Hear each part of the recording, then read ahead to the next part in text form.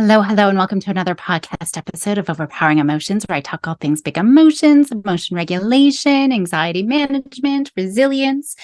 Last week, I was talking about extinction bursts and validation, where we're validating our children's experience. So, building on that extinction burst validation from last time, I wanted to go even more specifically in talking about a very specific framework when we're looking at a parenting approach. It's called nonviolent resistance, or NVR. And so it helps us move away from the accommodation and allowing our children to avoid, moving away from that towards more empowerment and resilience, because we're helping them confront their fears and manage their anxiety a little bit more effectively. Now, I know a lot of people, they're usually taken back when they hear the word violence, right? I'm not a violent family. There's no violence or anything like that going on. And that's okay. It's just part of the name of this. It's really helpful with so many families, though. And I would say, any family, a lot of it is around that validation. This approach is really emphasizing our presence, our persistence, our connection over trying to control our children or fight or nag, that we can get into. So NVR, it was initially developed as a response to parental feelings of hopelessness against any violent or self-destructive behaviors that they saw in their children. So if you've got children like that, then obviously this will be helpful, but this approach is good for all of us because it really applies the ideals of social change within that family structure. And it really focuses on empowering parents to manage any problematic behaviors, even anxiety-driven avoidant behaviors. So it's not even, the externalizing, acting out ones. And so it's really about maintaining that really loving and connected relationship with our children. And that's key. And especially because it doesn't matter how much I say this isn't tough love when I'm saying we're taking out accommodations, right? When we look at all of the attachment research, everyone's saying, oh, we follow the child's lead and we only do things when they're ready. But yes, that's true. When anxiety is getting in the way, however, we need to do things differently. Otherwise, we're just making the anxiety worse. And so we need to be careful with this. And so I love this approach because it's really focusing. This is about love and connection. And that's what all of my approaches are. It's about love and connection. And I wouldn't ever do any of these things if we didn't already have a strong attachment where children felt secure and trusting and safe with you. So that is key. We're always going to work on that. But there's a few core principles when we're looking at this NVR. So the first is non-escalation. And I talked a little bit about that last time. I'm always talking about this. We don't want to get into power struggles. We don't want to make the situation worse. Avoiding any aggressive responses to challenging behaviors because that exasperates the conflict. So we want to make sure that we aren't escalating anything. Another one is consistency and persistence. So we're consistently applying any strategies and we're maintaining boundaries without resorting to any force or intimidation. We're focusing on de-escalation. Anxiety, wants to suck us all in. And so we are working to calm and diffuse the tense situations, not trying to calm the anxiety, but just the situation that we're in. We're not going to escalate it. And we're focusing on the empathy and respect, right? We're understanding the child's perspective. We're maintaining their dignity and respecting what's going on for them. That's really important. And then, of course, we've got the solidarity and support, right? So making sure who is in our support network here, who in our wider community can help us. It could be, if you're a teacher looking at other supports in the school, if you're a parent, then what are the other family supports or, help, babysitters, respite, whatever we can get. So we know that NVR is extremely effective in addressing behaviors for sure, like aggression and self-harm and substance abuse, defiance, all of those sort of externalizing behaviors that can become really problematic. And the approach works by altering the family dynamics and looking at the power dynamics within that family. So we're shifting from a very confrontational stance to one of a firm resistance and emotional connection. So we're still maintaining boundaries. Kids need to have those boundaries, but we're also maintaining our emotional connection. And then with that consistent and persistent response to any challenging behaviors, and it doesn't have to be those externalizing ones, it can be the avoidance as well and the internalizing ones.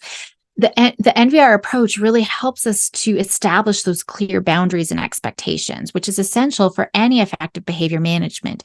So when we see these really big behaviors, it comes down to the challenges with emotion regulation. That's what we're working on here. And so for our anxious kiddos, when we're taking away those accommodations, we can see these big behaviors come out because they never learned to cope with them, right? It's all about the emotion regulation that they've never had the opportunity to actually work on. And so those are those extinction behaviors that I talked about last week.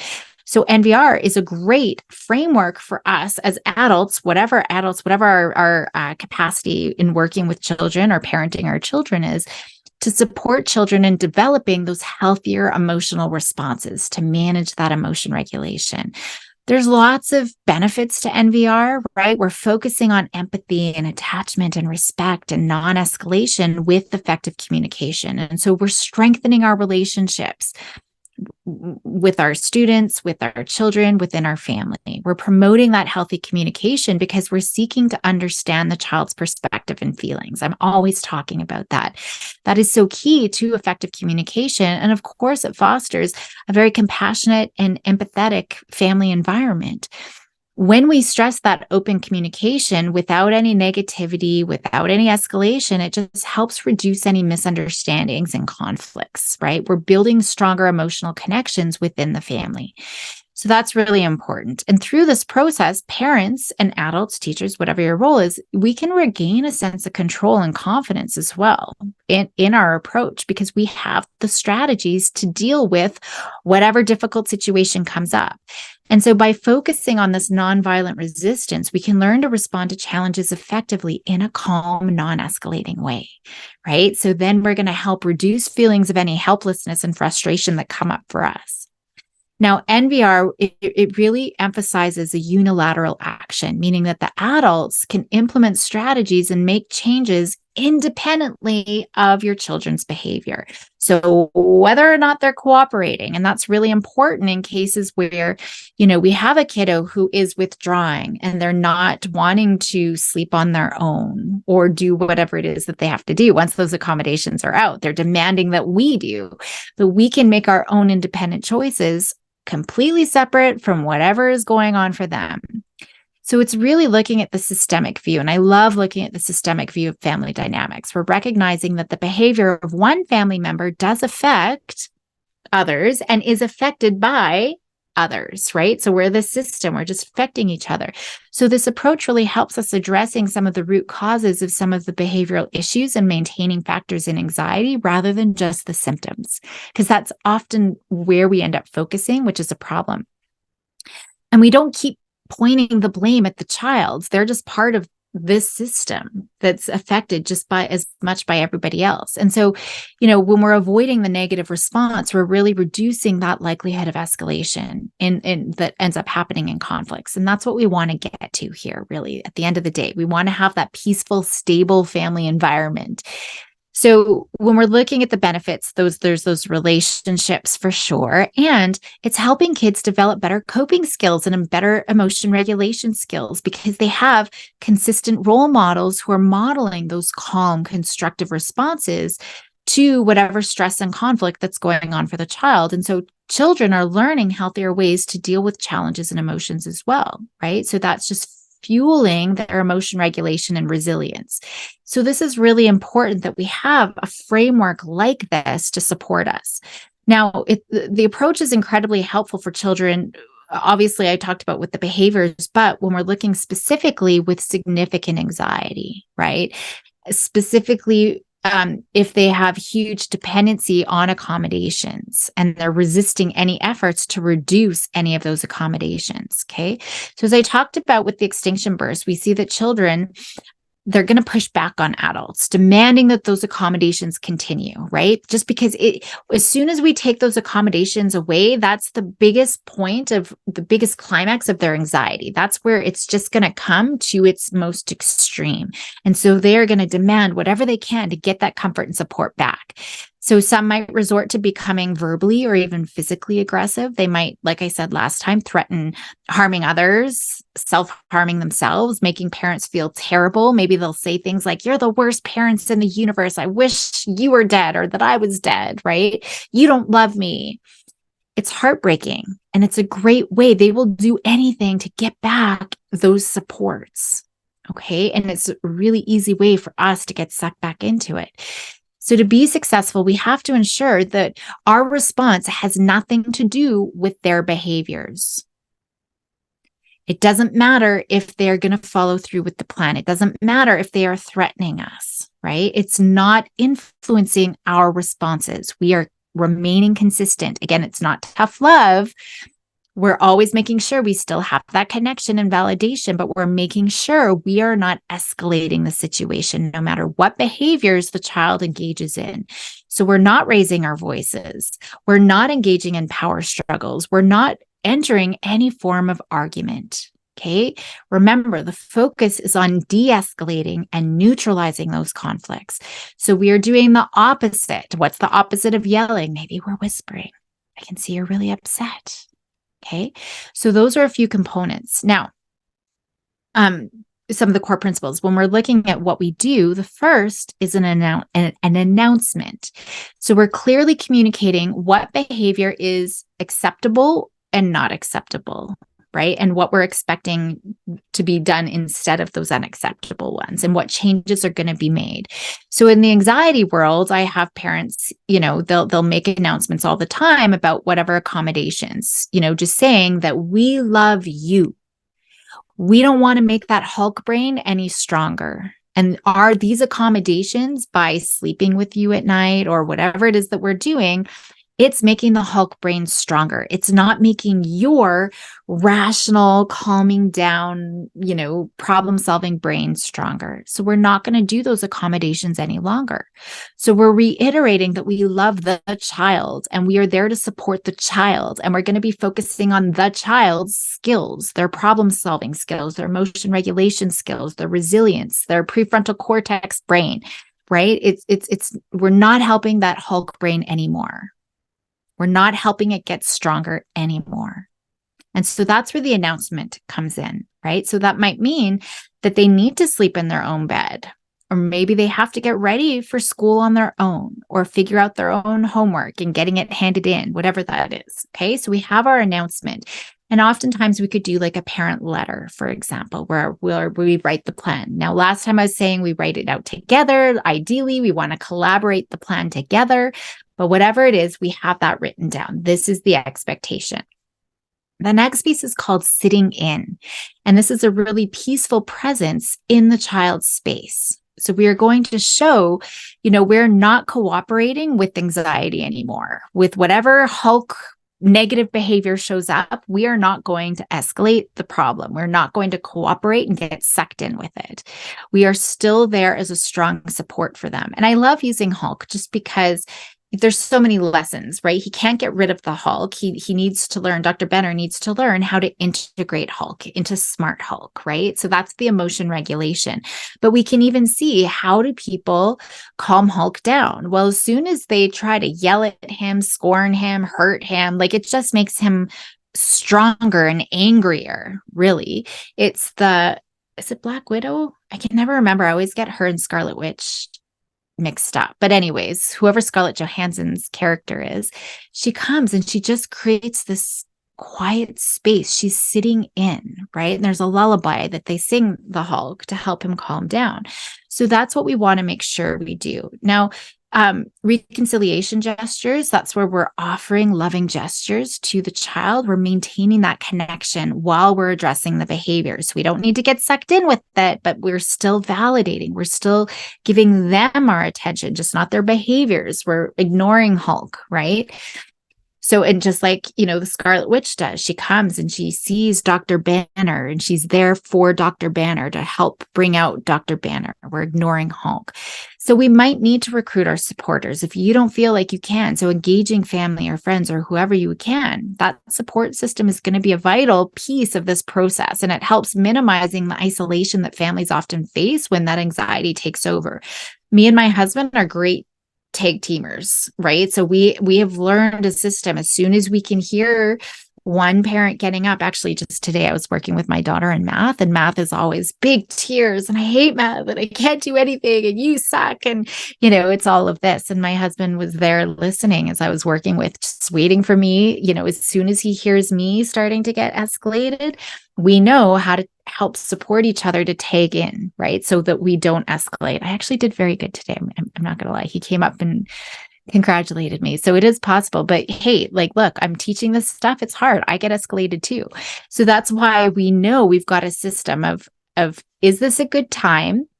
Am I emotionally ready to do this work? If not, or if it starts to go sideways, who is my support system there to help so that we can keep it all de-escalated? Okay, so that's important, so that we're avoiding that negativity. We're maintaining a commitment to more positive interactions, no violence, no escalation in any of our interactions. So that approach is really critical when we're looking at emotion regulation, because if we're escalating, we're just not helping them cope. We're not modeling good emotion regulation skills. So this approach is really encouraging us adults to show how to regulate our emotions, but we're understanding, we're empathizing with the children's emotions, we're promoting a deeper emotional connection and a deeper understanding, which is so important for them. That's how we disarm, that's how we de-escalate the situation. When children understand that we understand them, that they are really scared. Even my daughter, that was the key today to help my daughter. She's like, you're not listening at first, right? You say that I have a math brain, but I don't have a math brain. I can't do math. You're not listening. I'm like, oh man, sounds like I wasn't listening. This is really hard stuff for you. And then of course, as soon as I did that, she's like, bum, bum, bum, bum, just answering questions. And then at the end, I can't do it. I don't know any of this, right? So it's kind of funny. But we need to learn to validate their feelings. That's so essential. If you've heard me repeat it over and over for the last 2 weeks now, that is the key, right? That is what's going to help them manage their anxiety, regulate their emotions, and start, developing that self-efficacy in themselves. That approach helps with de-escalation. It gives them space for a calm resolution of conflicts and just to calm down and to cope themselves. That's really important. So when we're maintaining consistent boundaries, NVR really helps kids feel secure. That's also important for managing anxiety. They're going to push those boundaries at first, of course, that's their job. But if we are consistent with them, this is the plan, this is the plan, this is the plan, this is the plan. We just want to get into the broken record. So they're like, I'm sick of you. Just stop saying it's the plan, right? That's great, because then they're going to go and do it. But if we have that secure relationship and we're maintaining those consistent boundaries and what the plan is, they're actually going to feel more secure. That's a huge piece of attachment. It's not just doing whatever the kids want to do. You're not going to have a strong attachment. They're not going to feel very secure. We need to have those boundaries.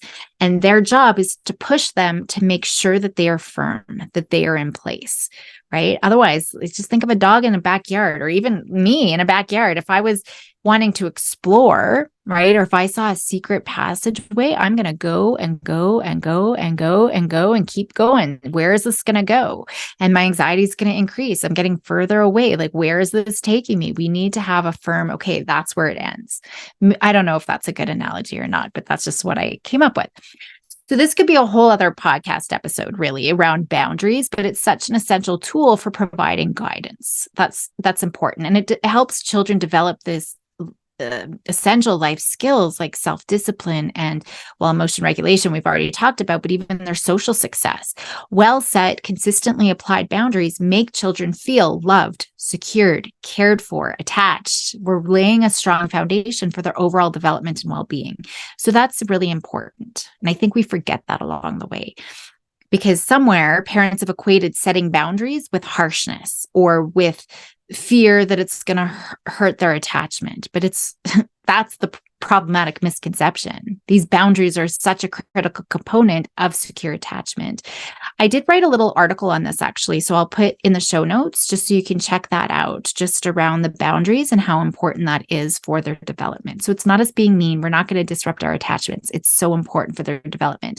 So going back to NVR now, we're focusing on changing our adult responses. We're not focusing on the child's behavior at all. It gives us way more control when we're focusing on our own behaviors. We are way more effective in managing anxiety and our children's emotion dysregulation when we can focus on our own behaviors, because we have zero control over our kids' behaviors. And when we start to focus on the kids' behaviors and try to change their behavior, it's going to result in a fight. It's going to escalate the situation. So we're really learning to shift our focus on our own behavior so that we can have far more constructive interactions with our children. We get out of the accommodation trap. We're fostering their independence and resilience while also preventing that escalation of whatever emotional outbursts are on the verge, right? Because we are supportive and we're providing that stable presence for the child with those good boundaries, right? And so that's why we need to be good emotion regulators ourselves. I can't stress that enough. And I know I'm being repetitive, but it's important that we really let this sink in.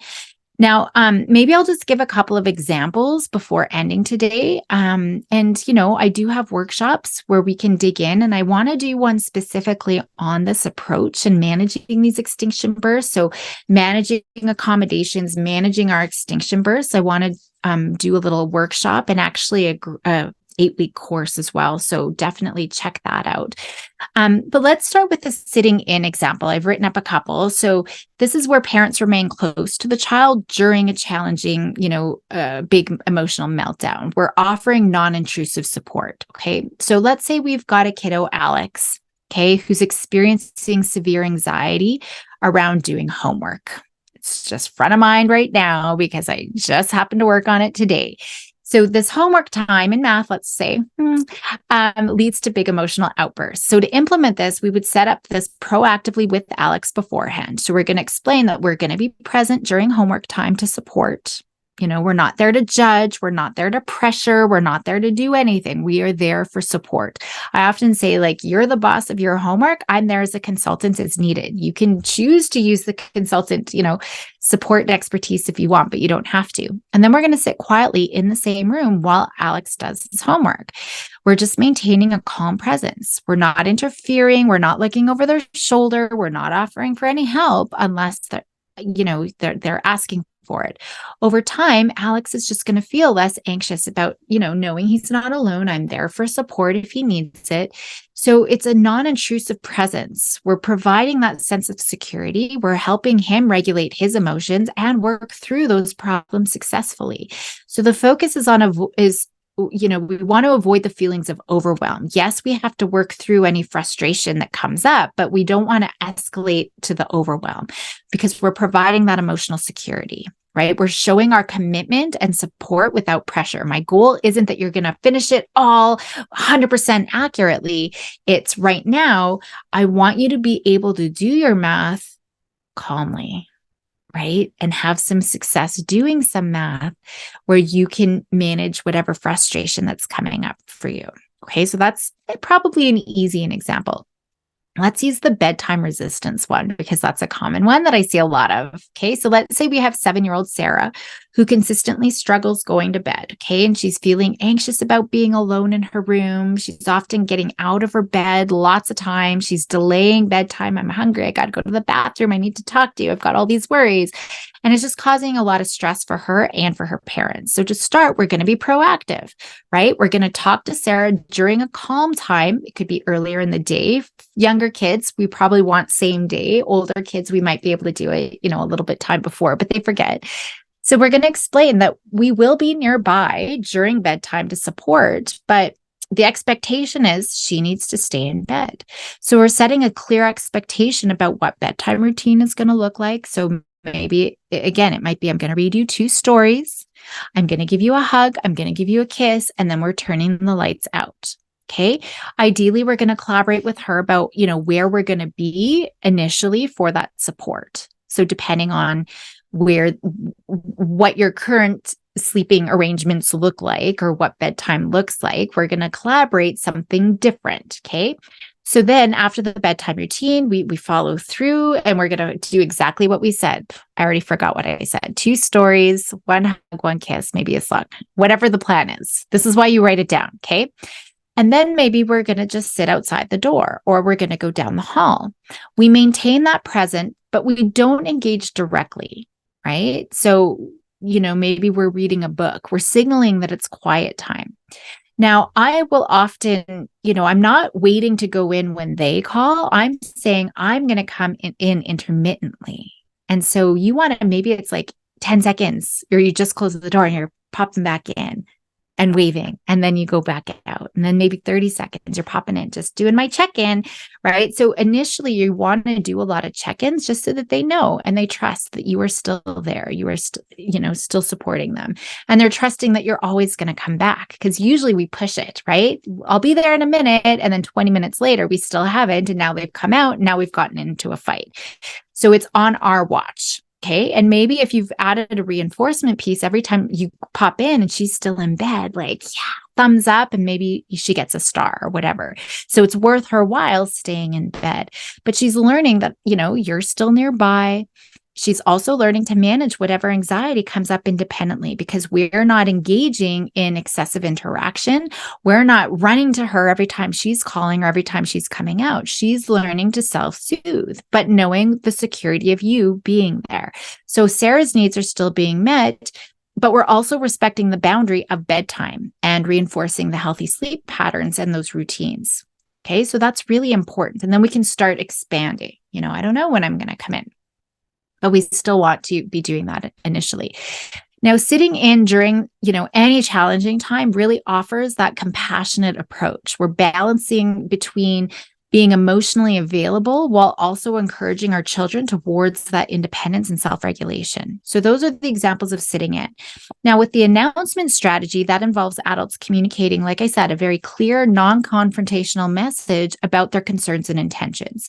So let's say we have Susie, a teenager, okay, who's experiencing panic attacks, but refusing to talk about any of them, refusing to seek any help or anything. So parents are deciding to make an announcement to express concern and to offer support. So, ideally, if they can't collaborate and, Susie's not engaging in any conversation, then maybe they're going to write a letter. Ideally, they're going to write a letter that they read, but essentially, it would be saying something like, Susie, we've noticed that you've really been struggling with some tough emotions lately. And I want you to know that we're here for you, right? And we can find someone to help if you're comfortable, but we are here. We are committed to support you through this. So that announcement, it just really opens the door for Susie to discuss her feelings, but when she's ready, without feeling pressured, because parents and adults are just really good about what's going on. What's going on? I've noticed you're having a panic, right there. And we're putting that pressure. We're just going to make it worse. So we're encouraging that open communication while respecting their autonomy and their readiness to seek help. And it's just reinforcing our support and understanding. Maybe we can do another bedtime example using the announcement strategy. So let's say we have 10-year-old Jack, who's become dependent on having his parents in the room, in his bed, to fall asleep with him. Okay. So whenever they've tried to move away, like, that's it, I gotta go tuck in your sister, whatever. We see this huge anxiety at bedtime, and his parents are realizing, okay, we can't give into this anxiety-driven behavior anymore because it's disrupting, our night, getting the other kids to bed, our sleep. So they decide to use this announcement strategy to address the issue. So proactively, Jack's parents are going to, discuss and agree on a new bedtime approach, right? So ideally, we're going to collaborate with Jack, but if not, they're going to communicate whatever the change is to Jack in a very clear and supportive manner. Again, we're going to do the letter. So we've got that there written down. Okay. So again, writing that letter, finding a calm and neutral time, not right before bed. That is never the good time, right? Where we're going to sit down and talk to Jack clearly and calmly. And they may say something like, Jack, we've really been noticing it's been hard. Bedtime routines have been hard, and we've gotten into a lot of fights. And I know how hard it is sleeping on your own. And we understand that it might still feel really scary or uncomfortable for you. And we love you, and we don't want to make this anxiety stronger any longer. So starting tonight or tomorrow night or whenever you have it, probably tonight, anytime you do it, they're going to get an extinction burst. So starting tonight, kiddo, we're going to try a new bedtime routine to help you feel more comfortable sleeping by yourself. We want to grow your resilient problem-solving, emotion regulation brain. We're not going to feed the scaredy cat brain anymore, whatever you want to call it. Like I said, though, if they're willing to collaborate, really do try to collaboratively develop that plan for helping Jack transition to sleeping independently on his own. Okay. So in whatever that looks like and how parents are going to start withdrawing their presence and then making sure you write it down. That's so important. But if you know you're going to get that resistance immediately and he's not going to engage in that collaborative problem solving, then in the conversation, we would just detail what that new bedtime routine, and it's going to include, what the behavioral expectations are for him, but also exactly how you are going to respond as well, and how you're going to be removing yourself from the bedroom. So again, it could be starting in the room for a book or a certain period of time, but then we're going to be leaving, at 8:00, we are leaving. We're going to set an alarm. And as soon as the alarm off, or whatever it is, okay.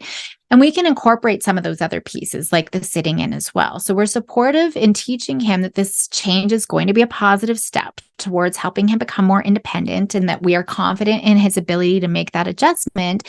And if anxiety starts to take over, this is how we're going to respond. And then we're going to implement the plan. And most importantly, we're going to stick to the plan. Now, like I said, Jack is going to show resistance. That's why we're doing these episodes, right? That extinction burst is going to come up. But with consistency, he will adapt to learn to fall to sleep on his own. He will. It just might take a little bit, and it might take a few rough nights, but we're going to, try. You could also we're going to try this plan. We're going to do it tonight. And every night, every day, we're going to look at the plan and see what needs tweaking. So we're inviting him to collaborate. So if he doesn't collaborate the first time, well, tonight hey, bud, it's 5:00. We're going to look at this plan. Let us know if you have any input on how we can collaborate to tweak it to make tonight go a little bit more smoothly. Right. And if he wants to, great. He can be part of collaborating on that plan. But if he chooses not to, okay, this is the plan, but we'll give you another opportunity on Saturday or whatever it is. So the keys to success is ensuring that we're setting very clear expectations for Jack so he knows what to anticipate at bedtime. That approach is very empathetic and supportive. We're acknowledging Jack's feelings while encouraging his own autonomy and setting those necessary boundaries for healthier habits. Okay, so that's really important. So the focus with these strategies are balancing that support, that respect, the compassion. We're giving children the space, we're validating their feelings, we're fostering a secure understanding, that environment where they feel safe. Okay. We're helping kiddos navigate those emotional challenges while reinforcing strong empathetic connection. So it's not the tough love. So if you're worried about the attachment piece, just know that we are making sure we create that environment that is safe. It's a lot. So I'm going to leave it there today. You might want to listen again, but hopefully that gives you some ideas just on how to address those extinction bursts. Like I said, I will be in the new year having a group and workshop on this where we really dig deep. The group will be great just because you'll be able to, from week to week, come back and be like, oh my gosh, how do I manage this big extinction burst? I'll be able to walk you through all of those things. I'll get back on track next week with some of the other traps that adults often fall into, but I just wanted to make sure we were addressing these extinction bursts in case you were already starting to pull out some of those accommodations, because it is a piece where it's another trap that we fall into when we try to pull back on our accommodations and increase children's independence, that they, start pushing back. So enjoy the rest of your day. Go help those kiddos be bold and courageous. And I will see you next week.